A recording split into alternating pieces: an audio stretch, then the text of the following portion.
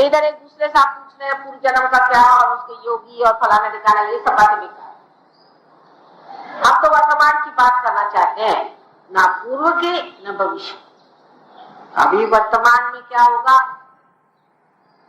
एक ब्राह्मण को द्विज कहते हैं, उसका जन्म दूसरा होता है, और एक पक्षी को भी द्विज कहते हैं, क्योंकि जो अंड स्थिति में होता है वो बदल के वो पक्षी हो गया।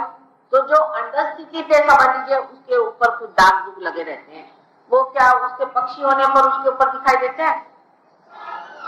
जब आपका पूरा ही ट्रांसफॉर्मेशन होने वाला है,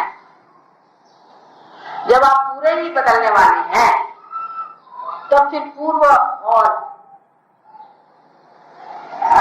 भविष्य क्या रहेगा, पूरा आमूलाग्र बदल हैं। ये सब चीजें तो छूट गई। जब बीज वृक्ष हो गया तो बीज खत्म हो गए, और फूल का जब फल हो गया तो फूल खत्म हो गए। अब आप अमीबा से इंसान बन गए, क्या आप विश्वास कर सकते हैं कि आप बंदर से इंसान बने?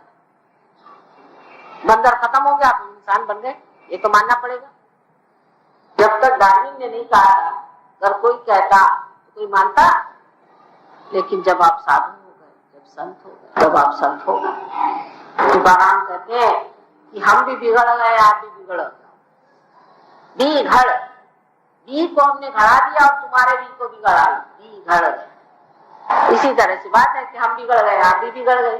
कबीरदास जी कहते हैं कि जब मस्त हुए फिर क्या बोले। हाँ, पार होने की बात, पार उतर गए संत जनारे। जब पार उतर गए फिर इस पार की बात क्यों करने का, भी उसी पार को चुप के बैठे हैं कि उसके भी पार को उस पार की बात करें पूर्व जन्म की, छोड़िए इसमें कोई अर्थ। आपको ऐसा प्रश्न पूछो कि जो काम का।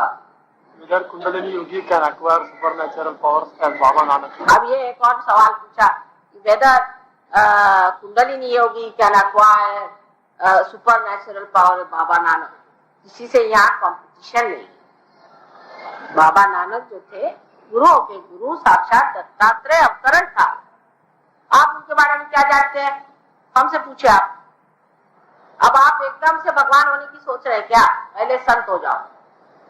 अब बाबा नानक से बढ़ने की जरूरत नहीं। वो कहा आपका अपने इंतजाम से चलना चाहिए कि भाई जो इंतजाम हमारा है उसको हम पूरा इस्तेमाल कर ले, फिर और इंतजाम जुड़ा है, फिर और आगे बढ़े।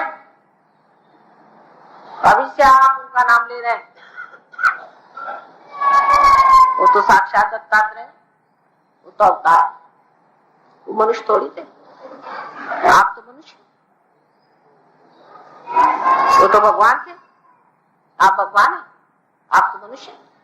आप तो भगवान होने की सोच रहे हैं एकदम से। ये फिर भविष्य की बात, बेकार। आज की बात करो ना, अभी की बात करो, इस वक्त की। क्या बता, ये 5 वर्षों का अनुभव है लगता है, उसके बाद आपका क्या परामर्श, क्या कह रहे हैं आप?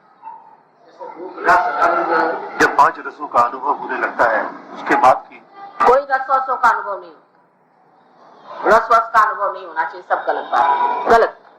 सिर्फ आपको आत्मा के इसमें चैतन्य का होना चाहिए। रस वगैरह तो इंद्रियों से आता है, जो अतीत इंद्रिय ज्ञान होता है उससे होता है, लेकिन असल में आत्मा का जो है चैतन्य से मतलब आपके अंदर चैतन्य पहले महसूस होना चाहिए। आपका कहना क्या था, जैसे कुंडली के बारे में बिना कुछ किए हुए, हाँ, अनायास, सहज सहज। आप आए, आप सहयोगी हैं क्या? आप सहयोगी हैं? फिर आप मान लीजिए बेटे, छोड़ दो इस बात को, ये शब्द जाल सर की खोपड़ी खड़ा, तुम बैठ जाओ, बेकार बात, इसमें कोई अर्थ, उसमें कोई अर्थ नहीं। ये तो शब्द जाल है। 2 किताब पढ़ ली उसके बारे में, हाँ, फिर बताना चाह रहा, मैंने कोई किताब नहीं पढ़ी, हाँ, ना अपनी दिमाग में, तो बहुत अच्छे हो, जल्दी से पार हो जाओगे, बैठ जाओ, छोड़ो, बहुत अच्छे। अगर नहीं पढ़ा तो और भी अच्छा है भाई, मेरे को तो झंझट लगता पढ़ने वालों से। परमहंस योगानंद के क्रिया योग के बारे में आपके विचार क्या है? बेटा, हमारा अक्रिया योग है, क्रिया योग वगैरह कुछ नहीं, अक्रिया। जो क्रिया योग है उसको उल्टा समझे, बिल्कुल सब उल्टी बात। देखिए, जब मोटर चलती है तो उसके पहिए अपने आप चलते हैं, उसके सब जो मशीनें हैं अपने आप चलती, ठीक है ना। लेकिन अगर वो मोटर चलने से पहले ही आप उसके व्हील्स घुमाएं या उसका स्टीयरिंग आप घुमाइए तो मोटर को आप तोड़ देंगे। ये क्रिया योग का मतलब यह है कि आप यहाँ से जीभ काटिए, जबान नीचे निकालिए, उसको लटकाइए, फिर उसको अंदर ले जाइए, फिर खेचड़ी करिए, इससे आपको भगवान मिल जाएंगे। और लोग विश्वास करें। सर मुड़ाइए, बाल कटाइए, अरे कबीरदास जी ने तो लिखा है, और उनको लोग कहते हैं सदुक्री भाषा लिखते हैं, उन्होंने एक एक को निकाला है। उन्होंने कहा कि भाई अगर सर मुड़ाने से अगर कोई भगवान के पास जा सकता है तो भेड़ों का तो एक साल में 2 बार सर क्या सारा शरीर मुड़ाया जाता, वो तो भगवान के दरवाजे पहुंची गए होंगे। लेकिन उनको कौन पढ़ता है? ये क्रिया योग की सर मुड़ा लीजिए, आप भगवा वस्त्र पहन लीजिए और घंटा लेके सर पे घूमिए कि मैं बड़ा भारी साधु सन्यासी, तो आप बन जाए। ये तो असत्य पे चल रहे हैं, सत्य पे नहीं आ रहे। और ऐसे जितने भी लोग हैं सब बेकार हैं, नाम अपना बड़ा रखने से कुछ नहीं होता। अभी उनके कितने शिष्य हैं जिनका आपने नाम लिया, जिनकी जीभ ऐसी लटक रहे, अमेरिका में आप जाके देखिए, कुत्ते के जैसे ऐसी जीभ लटक रही, कहने लगे साहब हमने योगानंद स्वामी ने हमारी खेचड़ी करवाई। अच्छा करी खेचड़ी। आजकल वो सबके बाल मुंडा रहे हैं। यहाँ बेचारी एक औरत आई, उसके बाल सारे मुंडाए हुए। मैं कहा क्यों? कहले आश्रम में सबके बाल मुंडा दिए। अबे कबीरदास जी कह गए थे, उनको क्यों नहीं पढ़ते हो? बाल मुंडा रहे हैं, चोगे पहन रहे हैं, चोगा पहन करके दिखा रहे हैं बड़े। उन्होंने कहीं कहा था कि साधु सन्यासी लोगों को ऐसा बाहर का सन्यास लेना चाहिए? सीता जी ने कहा है कि कोई सन्यासी घर में आए उसको बाहर दिखाई। दहलीज नहीं हमारी, हम गृहस्थ, हमारा अपना पवित्र जीवन, हम यज्ञ में रहे, हम गृहस्थी में बैठे। अभी सन्यासी बाबा आए, उनको अंदर आने की क्या जरूरत है? कोई भी सन्यासी, पहले जो असल सन्यासी होते थे, पुराने साईनाथ थे, आदि शंकराचार्य जी थे, कभी किसी की दहलीज नहीं लागते थे। वो किसी कार्यावश थोड़ी जिंदगी इन लोगों की रहती है, संसार में आते हैं और इसीलिए वो कार्यवश वो सन्यासी रहते हैं, इसमें कोई हर्ज नहीं। लेकिन ऐसे लोग गृहस्थी में नहीं इंडल्ज करते, उनका गृहस्थी से कोई संबंध नहीं था, उनको तो गृहस्थ का संबंध भी नहीं रहता। बाहर बेचारे गृहस्थ अपने यज्ञ कर्म कर रहे हैं, अपने गृहस्थ चला रहे हैं, उनके पैसे पे सब पा रहे हैं यहाँ पर। ये तो रोज का धंधा है।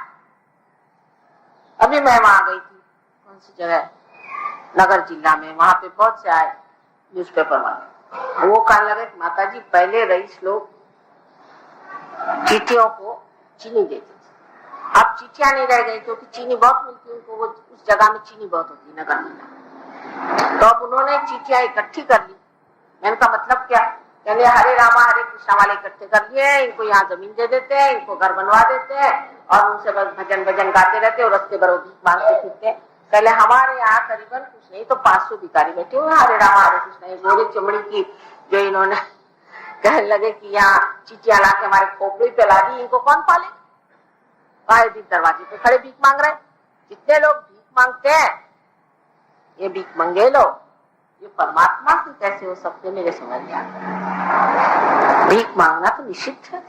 सन्यासी भी एक बार भीख मांग करके खाना खाता है। ये तो नहीं कि दरवाजे जा जाके हर से पैसा मांग, ये मांग, अपने अभिमान से रहते। क्यों खाना नहीं बना? पर ऐसे सन्यासी है कहाँ? ये तो सब दिखावे के बस सन्यासी बने हुए आजकल संसार में।